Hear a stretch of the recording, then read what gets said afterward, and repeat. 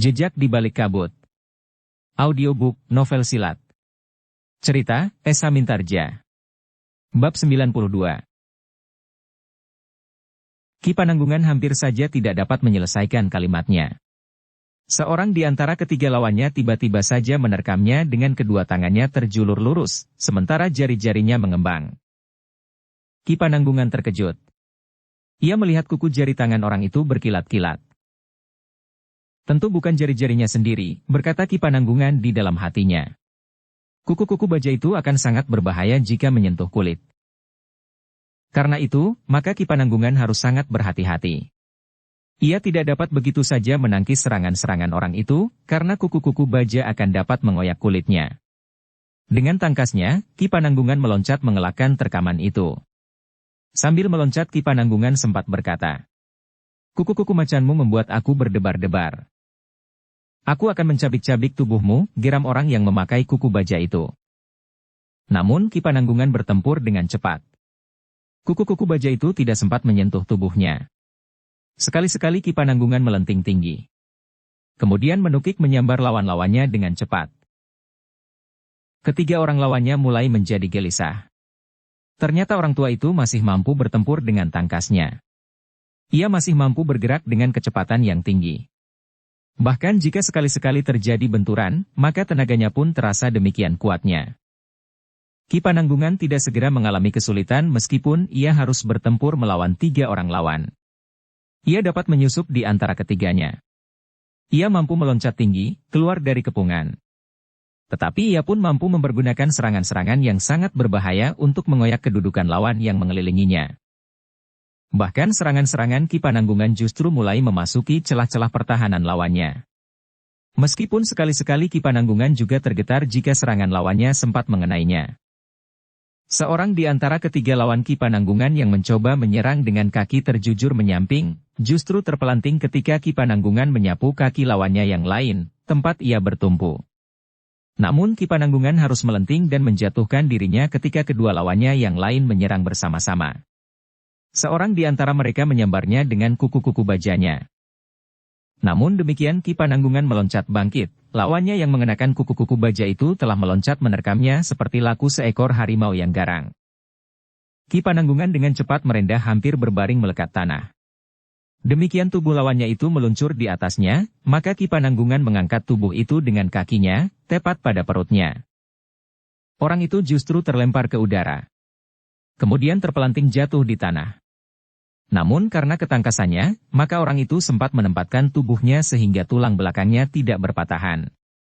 Bahkan dengan tangkasnya orang itu pun segera melenting berdiri dan siap untuk bertempur lagi. Sementara itu, Ki Pananggungan pun telah bersiap pula.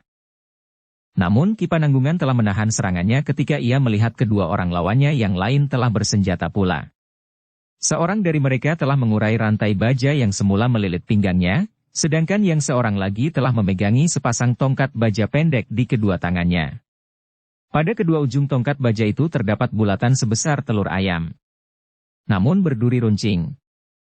Ki Pananggungan justru melangkah surut.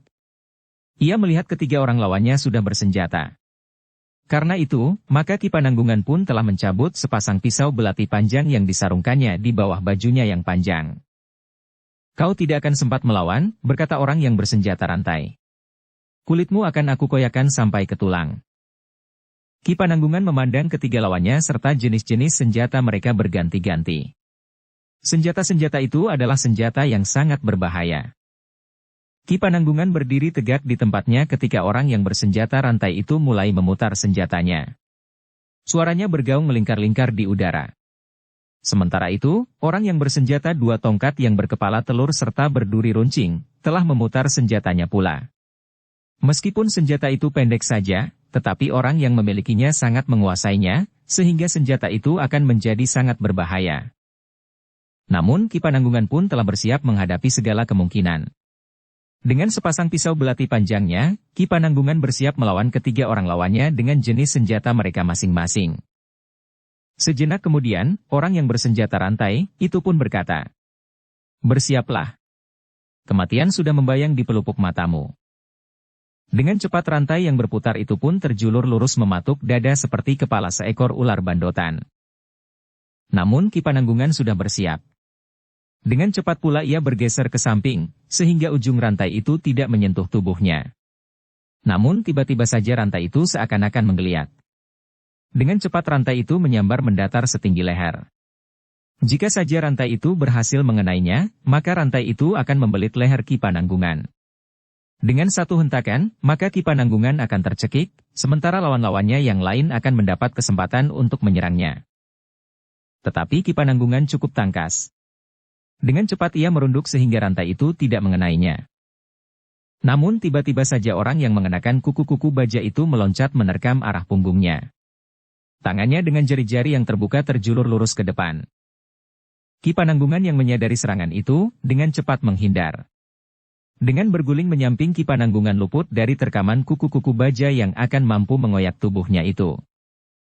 Ketika Ki Pananggungan dengan cepat meloncat bangkit, maka lawannya yang seorang lagi sudah siap menyerangnya. Tongkatnya terjulur lurus ke arah dadanya. Tetapi Ki Pananggungan masih sempat mengelakkannya. Dengan bergeser surut, Ki Pananggungan luput dari garis serangan lawannya. Namun tongkatnya yang satu lagi tiba-tiba saja telah terayun mendatar. Ki Pananggungan yang baru saja menapak itu pun menggeliat menghindar. Namun duri yang runcing di ujung tongkat itu pun sempat menyentuh lengannya. Segores luka menyilang di lengan Ki Pananggungan. Meskipun luka itu tidak begitu dalam, tetapi luka itu telah menitikkan darah. Namun luka itu telah membuat darah Ki Pananggungan bagaikan mendidih. Sebenarnya lah bahwa Ki Pananggungan adalah seorang yang berilmu tinggi. Ketika terasa cairan yang hangat yang mengalir dari lengannya itu, maka Ki Pananggungan pun menggeram. Orang yang sempat melukai lengan Ki Pananggungan itu tertawa. Dengan lantang ia pun berkata, "Nah, kau lihat. Darahmu mulai mengalir. Isyarat kematianmu menjadi semakin dekat. Karena itu, selagi kau sempat, sebutlah nama ayah dan ibumu. Tengadahkan wajahmu ke langit dan tunduklah memandang bumi yang akan menghisap tubuhmu sehingga akan menjadi kerangka yang kering. Kau telah melukai lenganku, anak iblis," geram Ki Pananggungan. "Kau harus menebusnya dengan darahmu pula. Tidak sekedar menitik seperti darah di lenganku, tetapi darahmu akan mengalir membasahi tanah ini. Kau masih sempat sesumbar sebelum ajal menjemputmu. Berbuat apa sajalah yang dapat memperingan penderitaan sebelum matimu." Ki Pananggungan tidak menjawab. Tetapi kemarahannya membuat jantungnya bergelora. Sejenak kemudian, Ki Pananggunganlah yang telah meloncat menyerang. Kakinya begitu cepat bergerak seakan-akan tidak menyentuh tanah. Kedua tangannya bergerak dengan cepatnya mempermainkan sepasang pisau belati panjangnya. Demikian cepatnya, sehingga seakan-akan tangan Ki Pananggungan itu tidak hanya sepasang. Semakin lama lawan-lawan Ki Pananggungan itu menjadi semakin mengalami kesulitan. Ki Pananggungan bergerak semakin cepat. Kekuatannya pun seakan-akan semakin bertambah sejalan dengan kemarahan yang menekan jantungnya. Ketika Ki Pananggungan semakin meningkatkan tenaga dalamnya, maka ketiga lawannya pun seakan-akan tidak mendapat tempat lagi di arena pertempuran itu. Namun rantai salah seorang lawannya itu sangat menjengkelkan. Suaranya yang bergaung itu membuat telinga Ki Pananggungan merasa sangat terganggu. Karena itu, maka serangan-serangan Ki Pananggungan ternyata lebih banyak mengarah kepada lawannya yang memegang rantai baja di tangannya. Dalam pada itu, sepasang pisau belati Ki Pananggungan pun telah mulai menyentuh kulit lawannya pula. Ketika lawannya yang bersenjata rantai itu menjulurkan rantainya, Ki Pananggungan dengan cepat menghindar. Namun orang yang bersenjata tongkat baja berduri runcing itu meloncat menikamnya dari samping. Ki Pananggungan yang melihat serangan itu sempat bergeser. Demikian senjata orang itu terjulur, dengan cepat Ki Pananggungan mengayunkan pisau belatinya menyilang. Orang itu menjerit. Lambungnya telah terkoyak oleh pisau belati panjang Ki Pananggungan. Ketika Ki Pananggungan meloncat surut, maka orang itu pun telah rebah di tanah. Darah benar-benar telah mengalir membasahi bumi. Melihat kawannya terluka parah, orang yang bersenjata rantai itu menjadi sangat marah. Jantungnya terasa bagaikan membara. Dengan serta-merta, orang itu telah menyerang dengan ayunan rantai bajanya mengarah kening. Tetapi Ki Pananggungan dengan cepat menangkis serangan itu dengan pisau belati panjangnya, sehingga rantai baja itu telah melilit pisau belati panjangnya itu. Yang terjadi adalah cepat sekali ketika Ki Pananggungan menghentak menarik pisaunya yang dililit oleh rantai baja itu. Demikian kuatnya tenaganya, serta demikian kuatnya orang yang memiliki rantai itu menggenggamnya, justru orang itulah yang bagaikan telah dihisap oleh kekuatan Ki Pananggungan. Namun pisau belati Ki Pananggungan yang satu lagi telah terjulur, menghunjam di dada orang itu, langsung menembus ke jantung. Orang itu tidak sempat mengaduh. Demikian Ki Pananggungan menarik pisau itu, maka darah pun menyembur dengan derasnya. Tubuh itu pun telah terjatuh seperti sebatang kayu yang roboh. Ki Pananggungan meloncat surut. Pakaiannya memang terpercik darah dari tubuh orang yang ditikamnya itu. Sejenak kemudian Ki Pananggungan berdiri tegak memandang lawannya yang masih seorang lagi. Orang yang memakai kuku-kuku baja yang berbahaya itu. Kau lihat, dua kawanmu sudah tidak berdaya. Bahkan mungkin keduanya sudah mati. Sekarang tinggal kau seorang diri. Jika kalian bertiga tidak dapat mengalahkan aku, apa artinya kau seorang diri?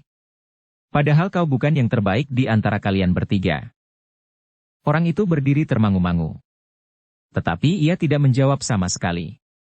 Yang terasa adalah getar jantungnya yang semakin cepat. Orang itu telah berdiri di antara harga dirinya serta kecemasannya menghadapi kenyataan. Bagaimanapun juga, ia akan memilih untuk tetap hidup daripada harus mati. Kisanak, berkata Ki Pananggungan kemudian. Aku tidak akan membunuhmu. Dua orang kawanmu sudah mati. Aku ingin ada orang yang masih hidup dan bersaksi bahwa alap-alap Bulak Dawa tidak terkalahkan.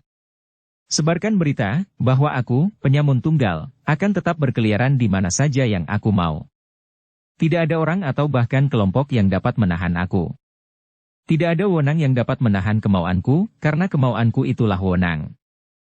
Orang yang mengenakan kuku-kuku baja itu mengangguk. Kau dengar kata-kataku? Iya, Kisanak. Nah, aku ampuni kau.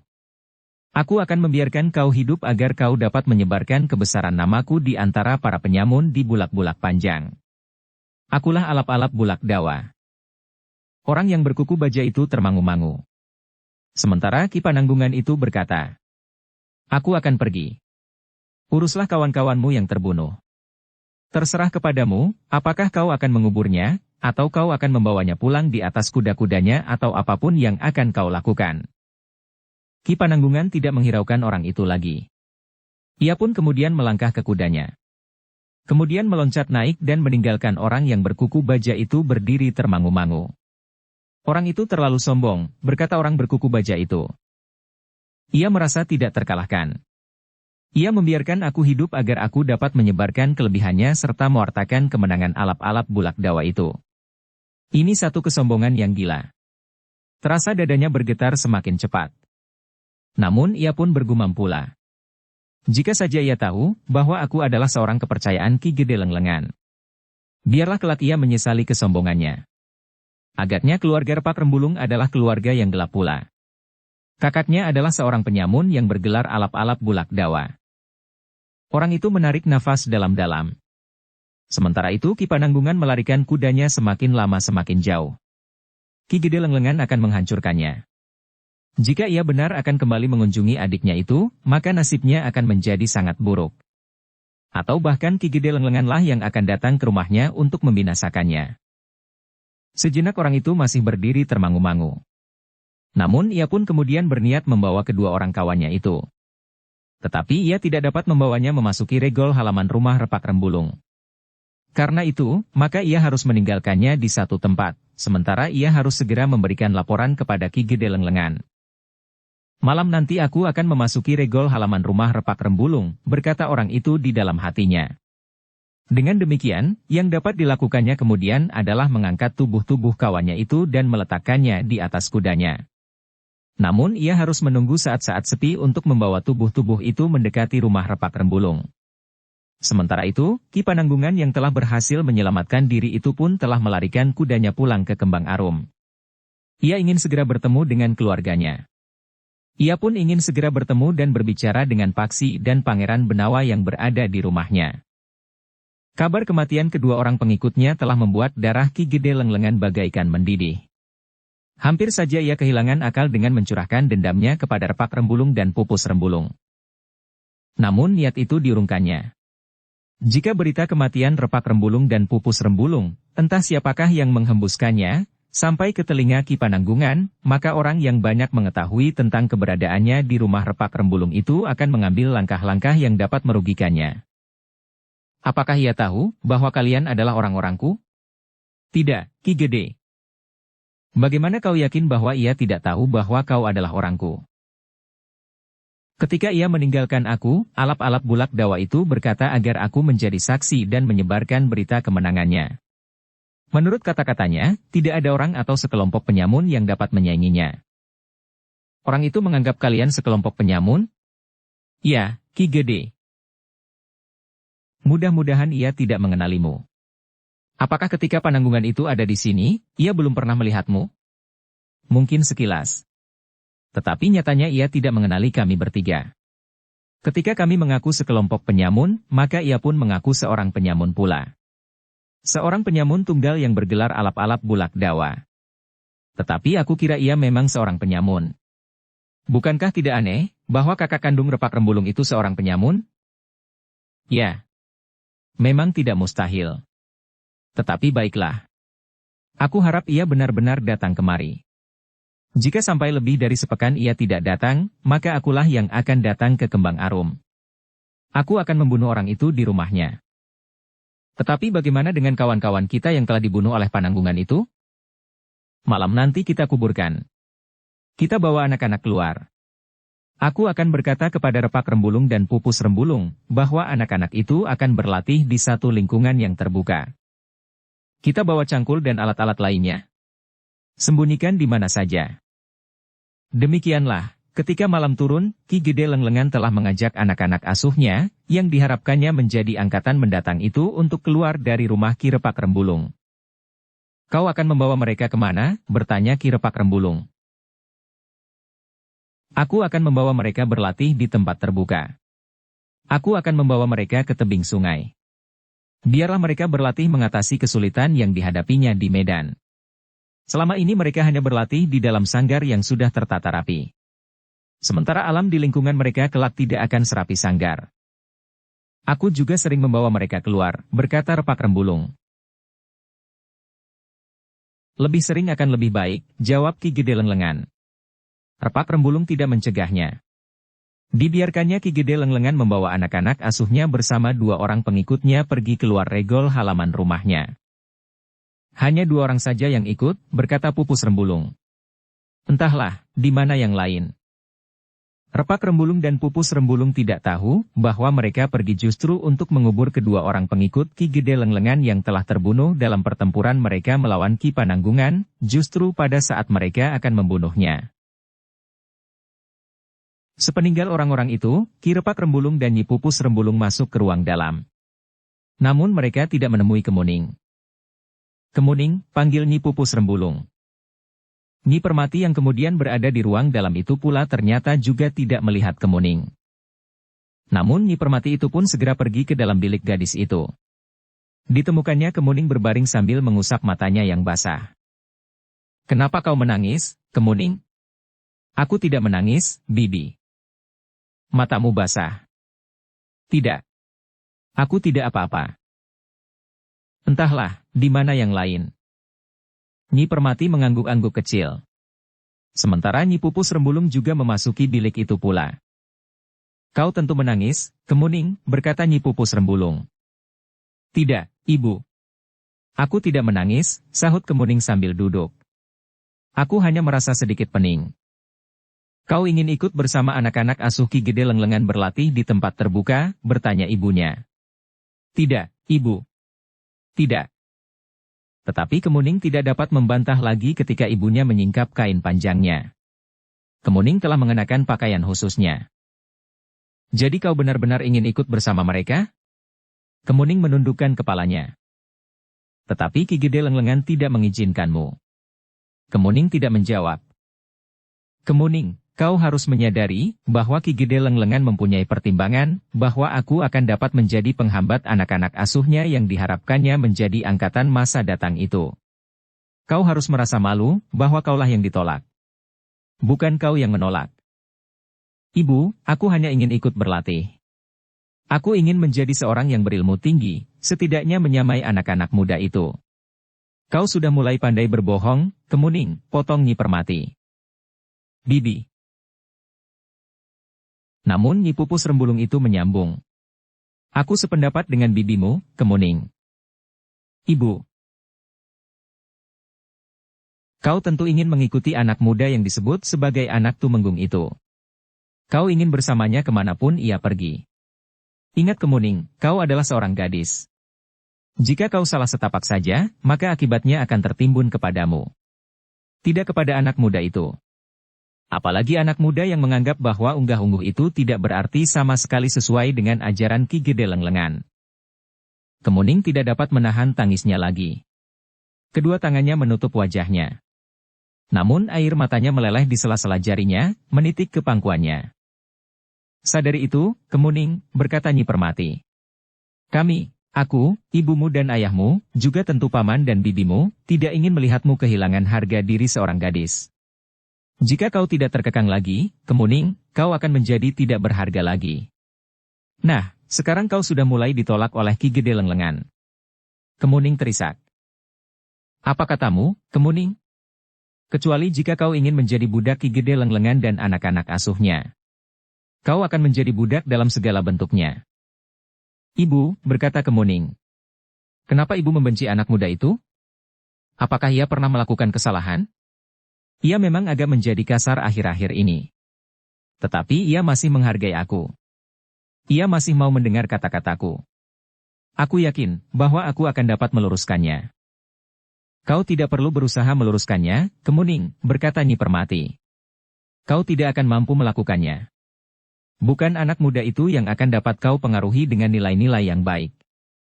Tetapi kau akan terseret dan terjerumus ke dalam tatanan kehidupan mereka tanpa dapat menghargai lagi tata nilai yang selama ini masih kita junjung tinggi. Bibi terlalu berprasangka. Ia anak yang baik. Ia mengerti perasaanku. Ia membantuku meningkatkan ilmuku. Bahkan ia selalu membantu aku. Kemuning, berkata Nyi Permati yang hampir kehabisan kesabaran. Kau ingat orang yang bernama Bahu Langlang? Kau ingat betapa sikapnya yang lembut pada saat kita bertemu dengan orang itu untuk yang pertama kali? Tetapi lalu apa jadinya kemudian? Bibi, potong Kemuning. Jangan sebut-sebut lagi nama itu. Kau tidak mau mengingatnya lagi. Ya, Bibi.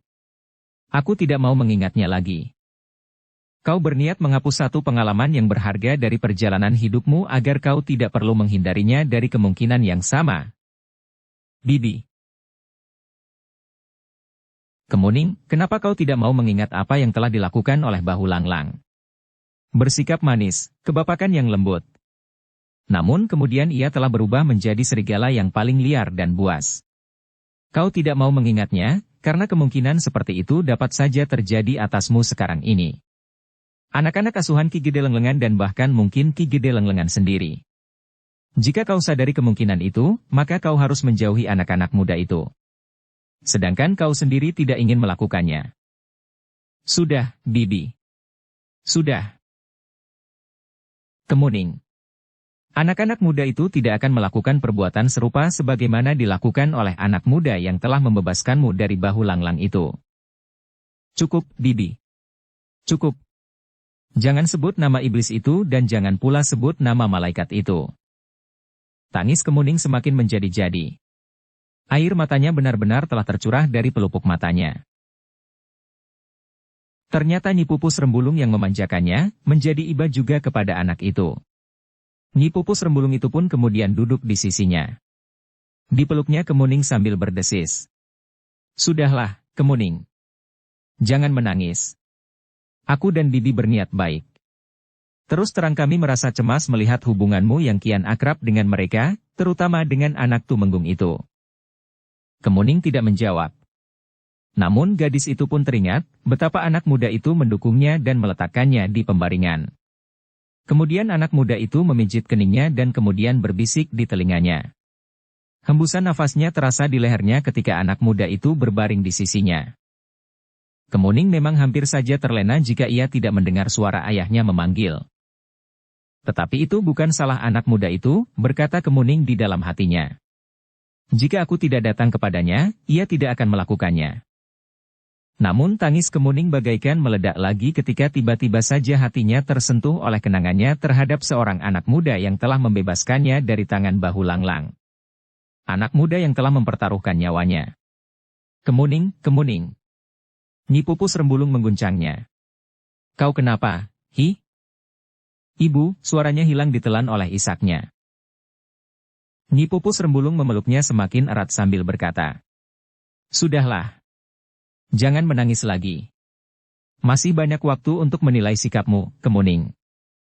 Kemuning masih menangis ketika Nyi Permati justru bangkit berdiri dan melangkah ke pintu. Bibi, Bibi, jangan pergi, suara Kemuning menjadi parau. Aku takut, Bibi.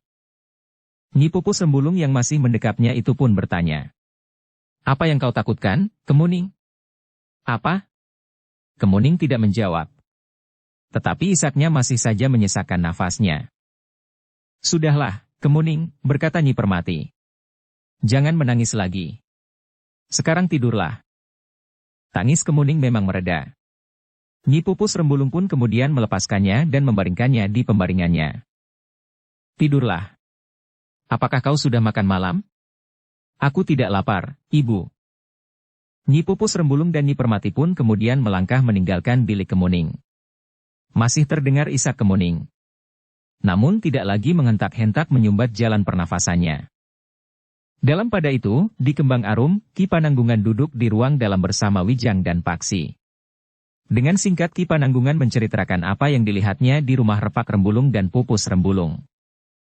Jadi bagaimana menurut pendapat Ki Pananggungan? Besok kita pergi ke rumah Repak Rembulung, Nger. Jangan terlambat. Sebelum Ki Gede Lenglengan menyadari apa yang telah terjadi. Paksi mengangguk-angguk. Katanya. Iya, Ki Pananggungan. Kami sudah banyak kehilangan waktu. Mudah-mudahan kami berhasil. Tetapi Angger Paksi harus sangat berhati-hati terhadap anak muda yang agaknya memang adik Angger Paksi itu. Apakah ia dapat menerima kenyataan bahwa ia berhadapan dengan kakaknya? Iya, Ki Pananggungan. Tetapi bagaimana dengan Ki Repak Rembulung dan Nyi Pupus Rembulung? Mereka tentu akan dapat mengenali kami berdua. Untunglah bahwa hubungan Repak Rembulung dan Pupus Rembulung dengan Ki Gede Lenglengan menjadi renggang. Karena itu, setidak-tidaknya Repak Rembulung dan Pupus Rembulung tidak akan berpihak kepada Ki Gede Lenglengan. Ki Pananggungan yakin? Menurut perhitunganku, Nger. Baiklah, Paman. Besok kita pergi. Tetapi apakah Paman sudah tidak letih? Ki Pananggungan menarik nafas panjang. Katanya. Tidak, Nger. Aku sudah terbiasa menempuh perjalanan jauh. Bahkan seandainya aku letih sekalipun, kita akan tetap pergi esok, agar kita tidak terlambat. Ya, Ki Pananggungan, desis Paksi. Jadi yang harus kita perhatikan di rumah itu adalah Ki Gede Lenglengan. 2 orang pembantunya dan 5 orang anak muda yang diharapkannya dapat tampil sebagai angkatan mendatang. Paksi mengangguk-angguk. Katanya. Memang tugas yang berat. Tetapi jika Ki Repak Rembulung dan Pupus Rembulung tidak ikut campur, aku masih berharap untuk dapat berbicara dengan adikku itu. Ya, Nger, sahut Ki Pananggungan. Aku sudah menjajaki kemampuan para pembantu Ki Gede Lenglengan itu. Aku yakin bahwa bagi Pangeran dan Angger Paksi, para pembantunya itu tidak akan terlalu sulit untuk diatasi. Apapun yang terjadi, aku harus menemui adikku itu, desis Paksi. Ya. Lenglengan itu pun harus ditangkap hidup atau mati. Jika ia masih dapat melarikan diri, maka ia masih akan menimbulkan persoalan-persoalan di masa mendatang, sahut Pangeran Benawa. Demikianlah, mereka pun telah mendapatkan kesepakatan untuk pergi ke rumah Repak Rembulung esok. Ketika niat itu disampaikan oleh Ki Pananggungan kepada istrinya, maka jantung Nyi Pananggungan pun menjadi berdebar-debar. Ia sendiri bukan seorang perempuan seperti Pupus Rembulung. Karenanya, maka Nyi Pananggungan itu hanya dapat minta agar Ki Pananggungan berhati-hati. Aku akan segera pulang untuk menjemputmu, Nyi. Kau akan dapat bertemu dengan Kemuning. Nyi Pananggungan mengangguk. Kemudian ia pun berkata kepada Wijang dan Paksi. Kalian akan memanggul beban yang berat di pundak kalian, Nger. Berdoalah agar kau dapat menyelesaikan tugas kalian dengan baik. Ya, Bibi, jawab Wijang dan Paksi hampir berbareng. Malam itu Wijang dan Paksi tidak dapat tidur nyenyak. Meskipun demikian, mereka berusaha untuk dapat beristirahat sebaik-baiknya, namun di dini hari mereka sudah bangun dan bersiap untuk berangkat bersama Ki Pananggungan pergi rumah Repak Rembulung. Nyi Pananggungan pun harus bangun pagi-pagi pula untuk mempersiapkan minum dan makan pagi bagi mereka yang akan pergi. Hari masih gelap ketika 3 ekor kuda berderap di atas jalan bulak. Wijang dan Paksi telah meminjam kuda Ki Pananggungan pula, meskipun seekor di antara keduanya masih belum dibayar, karena Ki Pananggungan masih ingin mencobanya lebih dahulu. Kuda itu semua akan ditukar dengan salah satu dari kuda Ki Pananggungan yang sudah ada di kandang. Dalam keremangan dini hari, ketiga ekor kuda itu berlari kencang melingkar di kaki Gunung Merapi. Tetapi Ki Pananggungan mengenal jalan yang harus dilaluinya dengan baik. Karena itu, maka mereka memerlukan waktu yang lebih pendek dari perjalanan Ki Pananggungan sebelumnya. Ketika cahaya matahari mulai membayang di langit, mereka sudah menempuh lebih dari separuh perjalanan. Kita akan segera sampai, berkata Ki Pananggungan. Di segarnya udara pagi, kuda-kuda itu pun berpacu dengan kencangnya. Jalan-jalan yang mereka tempuh tidak termasuk jalan yang ramai. Karena itu, maka mereka dapat memacu kuda mereka tanpa banyak hambatan. Angin yang mulai berhembus, terasa dinginnya di wajah. Dedaunan pun mulai berayun perlahan-lahan. Burung-burung liar berkicau bersahutan di lebatnya hutan kaki pegunungan. Ki Pananggungan tidak sempat menunjukkan kepada Wijang dan Paksi sebatang pohon semacam pohon beringin yang mempunyai beberapa macam jenis bunga. Ketika matahari mulai memanjat langit, ketiganya sudah berada di jalan yang langsung menuju ke pintu regol halaman rumah Ki Repak Rembulung. Kita memang harus berhati-hati menghadapi Ki Gede Lenglengan. Aku memperhitungkan bahwa Repak Rembulung dan Pupus Rembulung tidak akan membantu mereka. Setidak-tidaknya mereka tidak akan mencampuri persoalan kita dengan Ki Gede Lenglengan. Kita akan mengalami kesulitan jika saja Repak Rembulung dan Pupus Rembulung berpihak kepada mereka. Wijang dan Paksi mengangguk-angguk. Sementara Ki Pananggungan pun berkata, aku nanti akan berterus terang kepada Repak Rembulung dan Pupus Rembulung, siapakah kalian berdua? Ki Pananggungan akan berterus terang bahwa aku berasal dari Istana Pajang? Ya. Dengan demikian Repak Rembulung dan Pupus Rembulung akan mengambil sikap sebagaimana diyakininya. Jika ia memang ingin memberontak, biarlah ia memberontak dengan sadar. Tetapi jika tidak, biarlah ia menunjukkan kesetiaannya kepada Kangjeng Sultan Hadiwijaya. Wijang menarik nafas dalam-dalam. Namun ia tidak menolak niat Ki Pananggungan. Bahkan mungkin Ki Gede Lenglengan akan dapat mengenalinya karena Wijang itu berada di padepokan Ki Gede Lenglengan sebagai Pangeran Benawa. Tetapi saat itu ia terikat dalam pertempuran dengan orang lain. Sedangkan Ki Gede Lenglengan telah bertemu dengan lawan bebuyutannya seorang yang pernah dianggapnya mati, namun kemudian telah datang kembali bersama pasukan Pajang di padepokannya. Ketika mereka tiba di depan regol halaman rumah Ki Repak Rembulung, mereka pun menjadi berdebar-debar. Mereka tidak dapat membayangkan apa yang bakal terjadi di lingkungan halaman rumah Ki Repak Rembulung itu. Ketika ketiga orang itu kemudian turun dari kudanya dan menuntun masuk ke regol halaman, seseorang sempat melihatnya. Dengan tergesa-gesa orang itu pun telah mencari Ki Repak Rembulung dan Ki Pupus Rembulung. Ada apa? Ada tamu, Ki. Siapa? 3 orang. Seorang di antaranya adalah orang yang kemarin datang kemari. Kakak Ki Repak Rembulung. Kakang Pananggungan? Ia kembali lagi. Bahkan bertiga. Ki Repak Rembulung dan Nyi Pupus Rembulung pun segera pergi ke pendapa untuk menyongsong ketiga orang tamunya. Sebenarnya lah seorang di antara mereka adalah Ki Pananggungan. Bahwa Ki Pananggungan itu datang kembali, telah membuat Ki Repak Rembulung dan Nyi Pupus Rembulung berdebar-debar. Apalagi ketika mereka melihat kedua orang yang datang bersamanya. Apa sebenarnya yang dilakukan oleh Kakang Pananggungan, desis Repak Rembulung. Jantung Nyi Pupus Rembulung pun terasa berdegup semakin cepat. Dengan dada yang terasa berdebaran, Ki Repak Rembulung dan Nyi Pupus Rembulung turun ke halaman. Aku kembali lagi, Repak Rembulung. Kakang membuat jantungku berdentangan. Apalagi Kakang telah datang bersama dengan kedua orang yang pernah aku kenal. Aku akan menjelaskannya. Repak Rembulung dan Pupus Rembulung kemudian telah mempersilahkan mereka bertiga naik ke pendapa setelah mengikat kuda mereka pada patok-patok yang tersedia di sebelah pendapa. "Kakang," berkata Repak Rembulung, "kami sudah pernah bertemu dengan kedua orang anak muda ini. Kedatangan Kakang bersama mereka agak mengejutkan kami." "Bukan hanya agak mengejutkan, Kakang. Tetapi sangat mengejutkan kami." Ki Pananggungan menarik nafas dalam-dalam. "Kalian pernah bertemu dengan keduanya?" "Iya, Kakang. Keduanya pernah menolong kami. Pada saat kami bertempur menghadapi lawan yang terlalu banyak, keduanya datang membantu. Ketika kami bertanya, apakah alasan mereka membantu kami, mereka hanya menyatakan bahwa mereka menganggap pertempuran itu tidak adil." Ki Pananggungan berpaling kepada Wijang dan Paksi. Dengan nada dalam Ki Pananggungan bertanya, "Apakah benar begitu?" Wijang menarik nafas panjang. Sambil mengangguk ia pun menjawab, "Iya, Ki Pananggungan." Namun Ki Pananggungan itu pun berkata selanjutnya, "Tetapi tentu ada alasan yang lain. Bukankah kalian pernah mendengar bahwa Kemuning pernah jatuh ke tangan orang yang bernama Bahu Langlang?" "Ya." "Yang rumahnya kau bakar?" "Ya." "Bahwa Kemuning telah ditolong oleh seorang anak muda?" "Ya." "Anak muda inilah yang menolongnya. Namanya Paksi." "Oh, jadi kaulah yang telah menolong Kemuning dan kemudian menolong kami?" bertanya Nyi Pupus Rembulung dengan serta-merta. "Aku hanya melakukan kewajibanku kepada sesama." Nyi Pupus Rembulung menarik nafas panjang.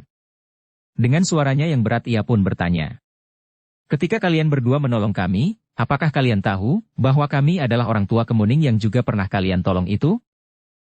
"Aku tidak ikut menolong Kemuning." Wijang pun menyela. Paksi termangu-mangu sejenak. Namun kemudian ia pun mengangguk sambil berkata, "Ya, kami sudah mengetahui. Tentu Kakang Pananggungan yang memberitahukan." "Ya." "Kenapa kalian berdua tidak berterus terang?" "Mereka sedang mengemban tugas yang lain. Tugas yang sampai sekarang masih tetap berada di pundak mereka," sahut Ki Pananggungan.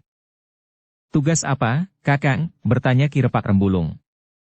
Ki Pananggungan termangu-mangu sejenak. Namun kemudian ia pun bertanya, "Apakah Ki Gede Lenglengan ada?" "Ada, Kakang. Mereka semuanya sedang berada di dalam sanggar. Semalam mereka berlatih di udara terbuka. Pagi-pagi tadi mereka pulang, langsung masuk ke dalam sanggar. Latihan yang berat." "Ya." Ki Gede Lenglengan memang memberikan latihan-latihan yang berat sejak ia datang. Ia ingin anak-anak muridnya itu cepat menjadi orang berilmu tinggi. Tetapi orang yang memiliki ilmu setinggi Ki Gede Lenglengan seharusnya mengetahui bahwa kemampuan wadak seseorang itu sangat terbatas. Jika takaran latihan itu melampaui kemampuan kewadagannya maka akibatnya justru akan menjadi sangat buruk. Ki Pananggungan mengangguk-angguk. "Jadi sekarang mereka berada di dalam sanggar?" "Iya, Kakang." "Kenapa?" Nampaknya Kakang menjadi semakin tertarik kepada orang itu. "Repak Rembulung dan kau Pupus Rembulung," berkata Ki Pananggungan. "Kedatangan kami kemari, sebenarnya lah bahwa kami membawa persoalan yang sangat penting." "Menyangkut Ki Gede Lenglengan?" "Ya. Kau tentu tahu bahwa Lenglengan adalah seorang buruan. Demikian pula dengan orang-orang yang menyertainya." "Ya. Ki Gede Lenglengan sendiri pernah mengatakannya." "Ya. Dan sekarang aku ingin memberitahukan kepada kalian bahwa kedua orang anak muda ini menjunjung tinggi tugas dari Kanjeng Sultan untuk menangkap hidup atau mati Ki Gede Lenglengan." Ki Repak Rembulung dan Nyi Pupus Rembulung terkejut.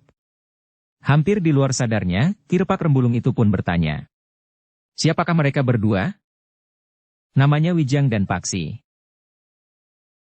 "Oh," Ki Repak Rembulung dan Nyi Pupus Rembulung itu pun mengangguk-angguk. Dengan ragu-ragu Repak Rembulung pun bertanya, "Apakah mereka prajurit sandi?" Ki Pananggungan menggelengkan kepalanya. Katanya, "Keduanya bukan prajurit sandi." "Jadi?" "Repak Rembulung dan kau Pupus Rembulung, meskipun jarang, tetapi sekali-sekali kau tentu pergi ke kota." "Iya, Kakang." "Apakah kalian benar-benar belum pernah melihat wajah dari anak muda yang menyebut dirinya bernama Wijang itu?" Repak Rembulung dan Pupus Rembulung mengerutkan dahinya. Mereka mencoba mengingat-ingat wajah itu. Namun keduanya pun menggelengkan kepalanya. Repak Rembulung itu pun menjawab. Kami belum pernah melihatnya, Kakang. Hanya seorang yang mempunyai kedudukan lebih tinggi dari anak muda itu. Siapa? Kanjeng Sultan Hadiwijaya. Jika demikian, siapakah anak muda ini? Kau pernah mendengar nama putra mahkota? Pangeran Benawa? Ya. Jadi aku berhadapan dengan putra mahkota Pajang? Ya.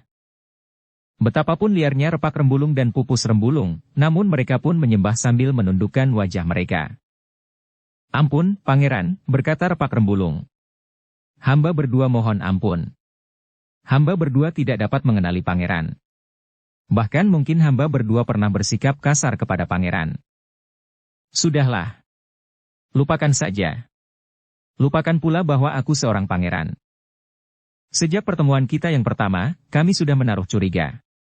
Bahwa Pangeran bukan seorang petualang sebagaimana pengakuan Pangeran pada waktu itu, desis Nyi Pupus Rembulung. Yang seorang lagi tentu juga bukan orang kebanyakan, berkata Repak Rembulung. Paksi adalah putra Ki Tumenggung Sarpabiwada. Repak Rembulung dan Pupus Rembulung terkejut pula. Hampir berbareng mereka berdua mengulang. Tumenggung Sarpabiwada? Ya. Kalian terkejut mendengar nama itu? Telah datang bersama dengan kedua orang yang pernah aku kenal. Bukankah Ki Tumenggung Sarpabiwada itu salah seorang pengikut setia Harya Wisaka? Ya. Dan salah seorang putranya juga berada di sini bersama Ki Gede Lenglengan. Ya. Sekarang putra Ki Tumenggung yang lain datang bersama dengan putra mahkota. Kau tidak perlu heran, Repak Rembulung dan Pupus Rembulung. Paksi dan adiknya memang berbeda sikap. Paksi sempat menentukan sikapnya sendiri. Sedangkan adiknya tidak. Ayahnya telah menyerahkannya kepada orang-orang yang kemudian membantunya menjadi pengikut setia Harya Wisaka. Meskipun Harya Wisaka sendiri sudah tertangkap dan tidak mampu berbuat apa-apa lagi karena ia berada di dalam bilik tahanan, namun cita-citanya telah dilimpahkan kepada anak-anak muda yang disebutnya angkatan mendatang, yang jumlahnya tentu tidak hanya 5 orang. Tetapi mereka tersebar di beberapa tempat. Sementara kau mendapat bagian 5 orang. Ki Repak Rembulung menarik nafas panjang, sementara Nyi Pupus Rembulung pun berkata. Semula kami memang bermusuhan dengan Harya Wisaka. Namun kemudian, kami tidak dapat menolak tawaran Ki Gede Lenglengan yang sudah aku kenal sebelumnya. Pangeran Benawa tidak akan mempersoalkan kenapa mereka semua berada di sini. Pangeran Benawa pun tidak akan mempertanyakan, apakah kau berdua mempunyai hubungan dengan Harya Wisaka atau tidak. Yang penting sekarang, bagaimana kita dapat menangkap Ki Gede Lenglengan. Repak Rembulung dan Pupus Rembulung menarik nafas dalam-dalam. Jika demikian, kami mengucapkan terima kasih Pangeran. Paman Pananggungan benar, berkata Pangeran Benawa. Kami tidak akan mengusut, kenapa kelima orang anak itu berada di sini. Kenapa Ki Repak Rembulung dan Pupus Rembulung telah menyembunyikan seorang buron. Repak Rembulung dan Pupus Rembulung, berkata Ki Pananggungan kemudian. Pertanyaan yang kemudian tertuju kepada kalian berdua, apa yang akan kalian lakukan, jika kami terpaksa bertempur dengan Ki Gede Lenglengan, para pembantunya dan kelima orang anak muda yang berada di bawah asuhanmu itu? Kami berdua mohon perintah, apakah yang harus hamba lakukan, Pangeran? Hamba sudah merasa berhutang budi kepada Pangeran dan Angger Paksi. Soalnya bukan berhutang budi atau tidak. Kami ingin tahu sikap kalian. Sebentar lagi kami akan bertempur.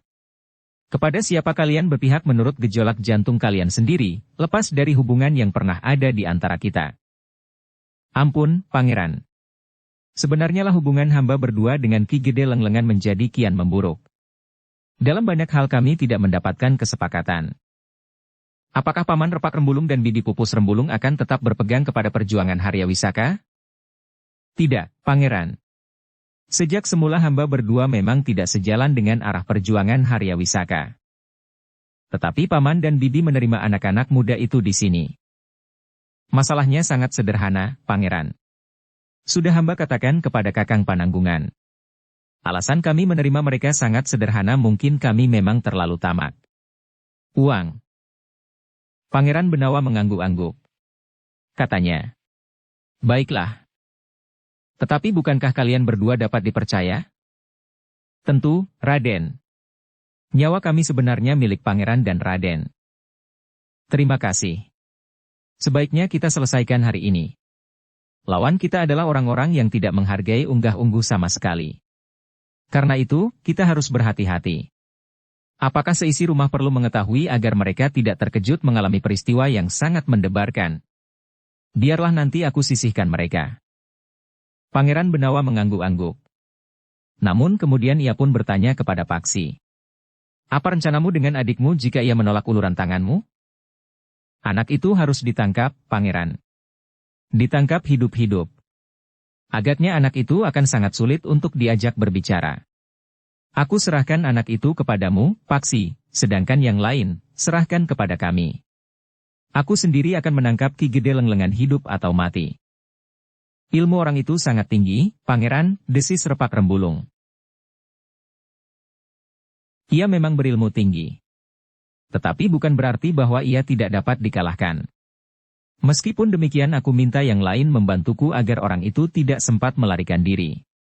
Ki Gede Lenglengan mampu bermain kabut sebagaimana dilakukan di padepokannya, sehingga ia terlepas dari tangan Ki Ajar Permati. Ki Pananggungan mengangguk-angguk. Katanya, baik, Pangeran.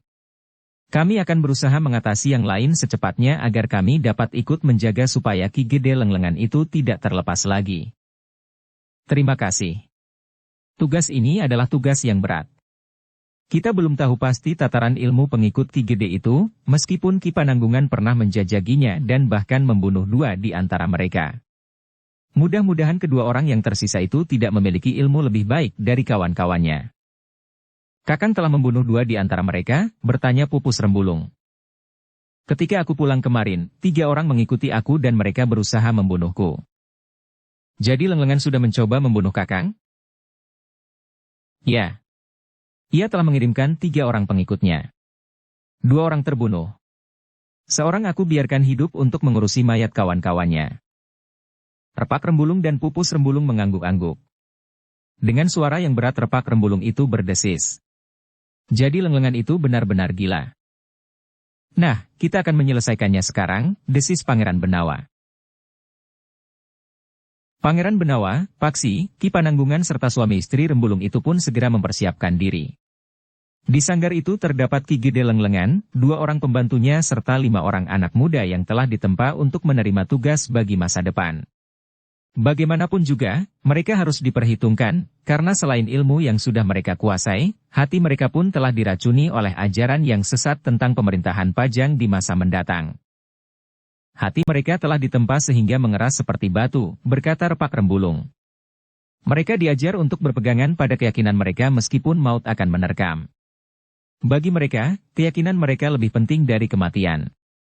Sedangkan keyakinan itu adalah keyakinan yang sesat, desis Paksi. Ya. Ternyata keyakinan mereka adalah keyakinan yang sesat, ulang Ki Repak Rembulung. Dalam pada itu, Pangeran Benawa pun kemudian berkata, marilah. Kita awasi sanggar itu. Kita tidak boleh kehilangan mereka lagi. Demikianlah, maka mereka berlima pun segera mempersiapkan diri di sekitar sanggar. Namun Pupus Rembulung sempat menemui Nyi Permati dan menceritakan apa yang akan terjadi. Jadi Angger Paksi itu ada di sini? Iya, Nyi. Anak muda itu datang bersama Kakang Pananggungan. Kami sepakat untuk menangkap Ki Gede Lenglengan. Selain Angger Paksi, apakah ada orang lain yang datang bersamanya? Anak muda yang bernama Wijang. Angger Wijang juga berada di sini? Ya. Ternyata Wijang adalah Pangeran Benawa, putra mahkota dari Pajang. Nyi Permati terkejut. Ia pun kemudian menarik nafas panjang. Katanya, mudah-mudahan kalian berhasil. Mudah-mudahan. Sejenak kemudian, kelima orang itu sudah berada di depan pintu sanggar. Tetapi mereka tidak mengetuk pintu. Mereka membiarkan orang-orang yang berada di dalam sanggar itu berlatih sampai mereka menjadi letih. Tanpa memberikan kesempatan beristirahat, mereka berlima harus segera berusaha menangkap mereka hidup atau mati. Kecuali adik Paksi. Paksi sendiri akan menghadapinya dan berusaha menangkapnya hidup-hidup. Beberapa saat mereka menunggu. Agaknya latihan yang berat masih berlangsung di dalam sanggar. Mereka masih mendengar aba-aba Ki Gede lenglengan serta derap kaki dan teriakan-teriakan yang menghentak. Namun beberapa saat kemudian, aba-aba yang terdengar menjadi semakin lamban, sehingga akhirnya Ki Gede lenglengan memerintahkan untuk menghentikan latihan yang berat setelah mereka mengadakan latihan-latihan di tempat terbuka sambil mengubur kedua orang pembantu Ki Gede lenglengan. Sejenak kemudian sanggar itu menjadi hening. Tidak terdengar suara apapun juga. Repak Rembulung pun kemudian telah memberikan isyarat bahwa latihan-latihan itu sudah selesai. Sebentar lagi mereka akan segera keluar dari sanggar. Ki Pananggungan, Pangeran Benawa dan Paksi pun segera bersiap. Tetapi mereka tidak berada tepat di depan pintu. Hanya Repak Rembulung dan Pupus Rembulung sajalah yang berdiri menunggu pintu sanggar terbuka. Sebenarnya lah, sejenak kemudian pintu sanggar itu benar-benar terbuka. Yang lebih dahulu keluar dari sanggar adalah Ki Gede lenglengan. Kemudian seorang pembantunya yang bertubuh pendek, namun nampak kokoh dan cekatan.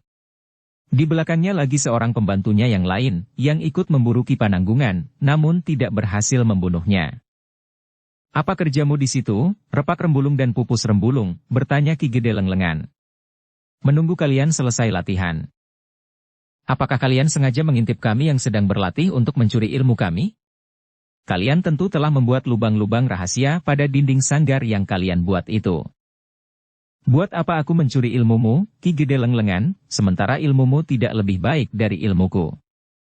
Kau memang sombong, Repak Rembulung. Tetapi biarlah kali ini aku memaafkanmu. Tetapi jangan kau ulangi lagi tingkah lakumu yang mencurigakan itu. Aku tidak akan mengulanginya, Ki Gede lenglengan.